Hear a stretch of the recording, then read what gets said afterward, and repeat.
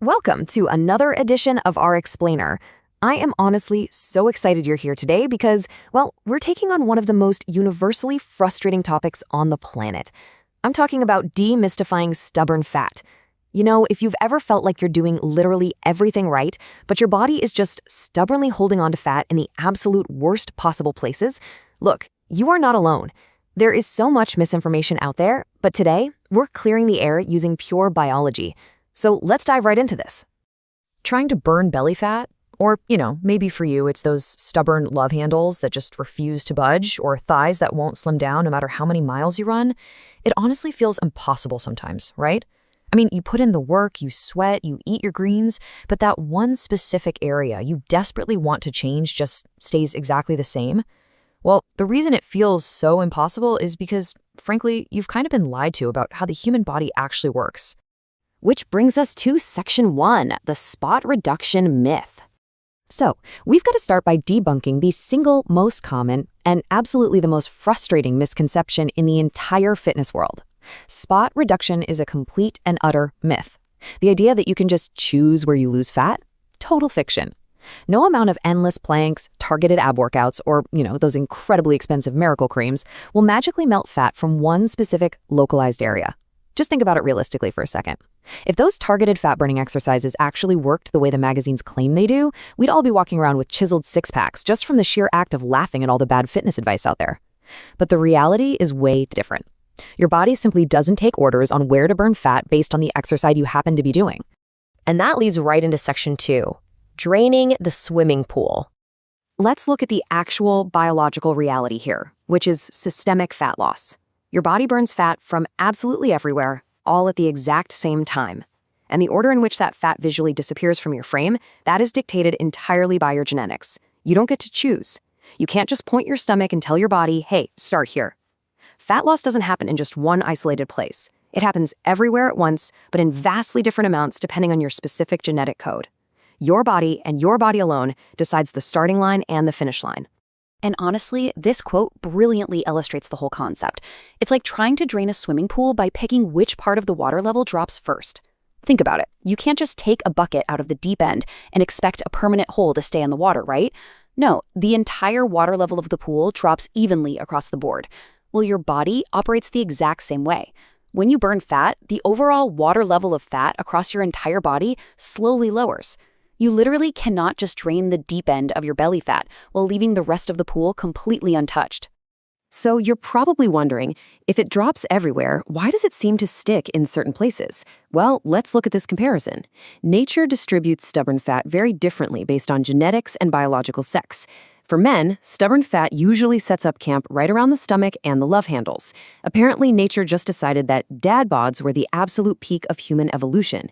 And for women, genetics typically program the body to hold onto fat in the hips, thighs, and butt. Your body just has these preferred biological storage units. And because those are its absolute favorite places to store fat, those same exact spots are going to be the absolute last places to let it go. But hey, no matter what your genetics are, there's one place literally no one is safe from, and that is the face and neck. Have you ever noticed that you gain just a few pounds and instantly your face starts puffing up? It's so universal, it's almost as if your body actively wants to announce to the world that, hey, I've been enjoying life a little too much lately. It's highly visible, it's super frustrating, but again, it's really just your genetics deciding where to put the surplus energy. All right, Section 3, why you want to quit. So we know the biology now, right? But this reality sets up a massive mental trap. And it's exactly why most diet attempts fail prematurely. Just imagine this timeline. Week 1, you're highly motivated, you start your diet. Boom. By week 4, you're doing great and your body is actually losing fat. But it's coming from your face, your arms, maybe even your calves, places you honestly didn't really even care about.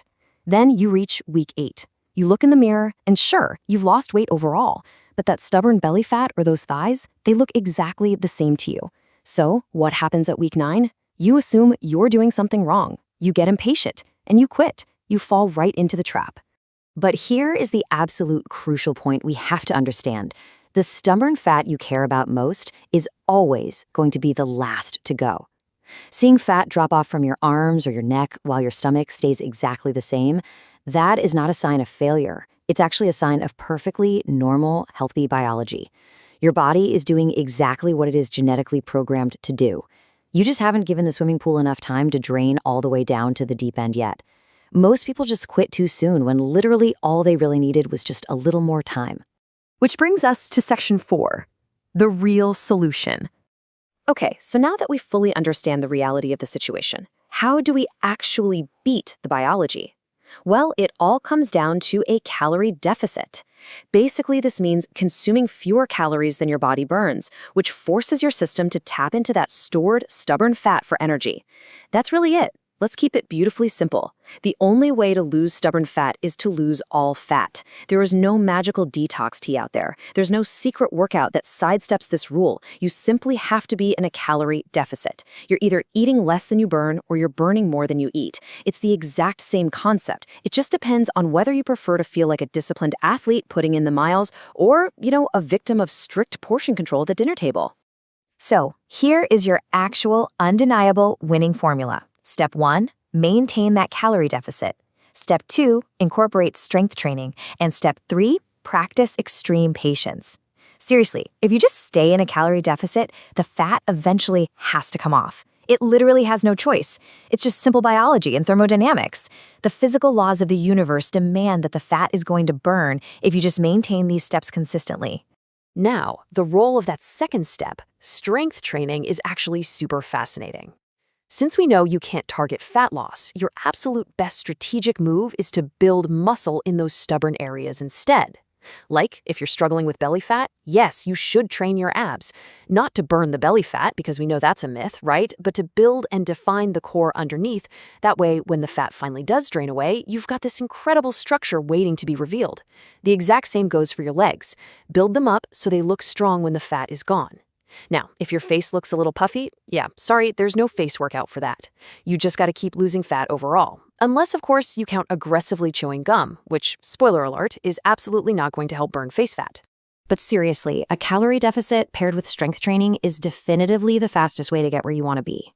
And while our source today didn't provide some kind of specific magic diet guide, because frankly, the only real rule is just maintaining that deficit, they do highly recommend utilizing a structured system, something like the calisthenics playbook, to really build that underlying strength.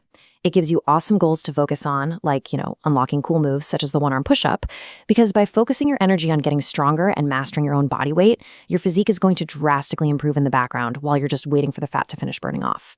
Basically, it gives your mind something really productive to do instead of just anxiously staring at the scale every morning. I want to let this next quote really sink in. Most people quit right before they would have seen results. Don't be that person.